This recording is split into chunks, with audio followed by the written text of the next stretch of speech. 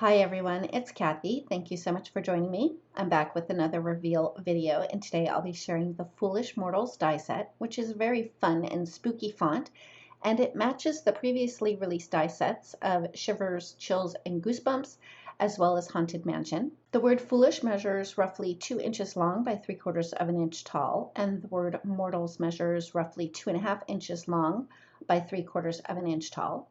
I do have a sample to share with you that was inspired by Lisa Mensing. She had reminded me of the Haunted Mansion ride at Disneyland, and when you first get on the ride, it says "Welcome, Foolish Mortals," and there are ghosts dancing in the dining room. So that's the basis of my card here. I stamped the Haunted Parlor, and then I stamped a couple of the ghosts from the new Spirited Sentiment stamp set. I die cut the Foolish Mortals from white cardstock and attached that up at the top.